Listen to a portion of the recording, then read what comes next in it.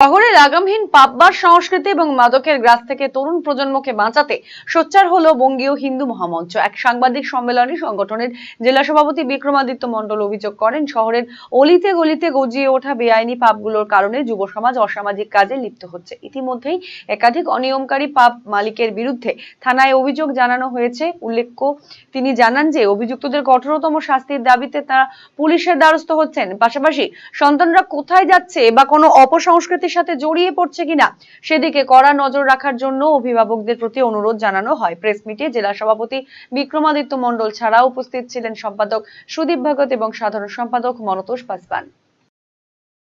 কেন এই পাব মালিককে এখনো গ্রেপ্তার করা হলো না? ওনার এত বড় ওনার এগেইনস্টে অ্যালিগেশন থাকা সত্ত্বেও, শুধু উনি নয়, ওনার পার্টনারের ক্ষেত্রেও রয়েছে।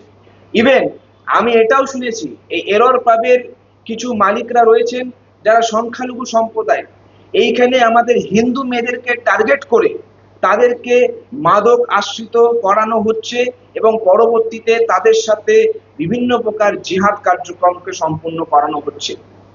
তো আমার স্পষ্ট কথা, আমি আপনাদের মাধ্যমে মাননীয় মন্ত্রী শঙ্করদাকে অনুরোধ করব, ডাবগ্রাম ফুলবাড়ির বিধায়িকাকে অনুরোধ করব।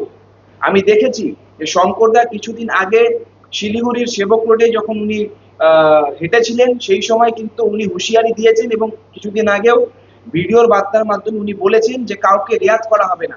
হয়তো শঙ্করদার কাছে তথ্য নেই, আমি সম্পূর্ণ তথ্যটা তুলে দিচ্ছি যে এই এরর পাবের মালিকের বিরুদ্ধে ভারতীয় ন্যায় সংহিতার 109 ধারায় আইন জামিন অযোগ্য ধারায় মামলা রয়েছে।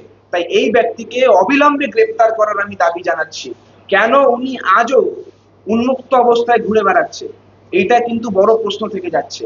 এবং সব থেকে বড় ব্যাপার, একজন আসামি, একজন অভিযুক্ত কি করে তার প্রতিষ্ঠান চালায়, এবং এমন একটা প্রতিষ্ঠান যেখানে মাদক এবং মদ এইসবের কারবার হচ্ছে। আমরা কোনো ব্যবসায়ীর বিরুদ্ধে নয়, কিন্তু যেই ব্যবসায়ী অসাধু প্রক্রিয়া অবলম্বন করে আমাদের যুব সমাজকে নষ্ট করার চেষ্টা করবে, আমরা কিন্তু স্পষ্ট বলছি যে তার বিরুদ্ধে আমরা লড়াই করে যাব।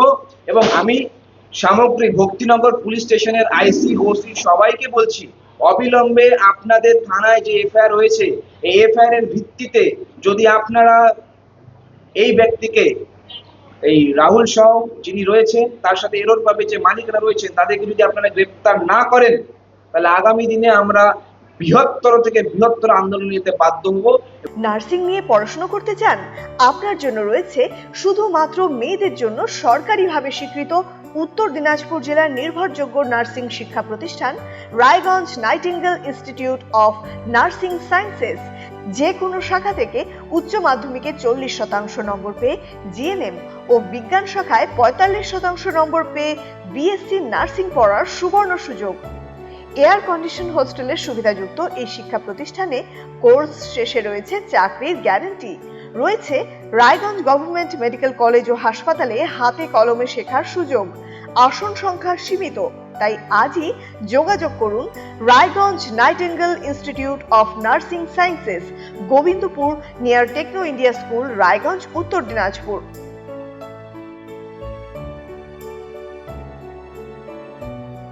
এখন আপনার প্রিয় রায়গঞ্জ শহরের বুকে মোবাইল এবং নানান ধরনের নিত্য প্রয়োজনীয় ইলেকট্রনিক্স এবং ইলেকট্রিক সামগ্রীর বিশাল সম্ভার। অত্যন্ত সুলভ মূল্যে এই সমস্ত সামগ্রী পেতে আজই আসুন মুক্তি স্টুডিও ও সুপার কালেকশনে।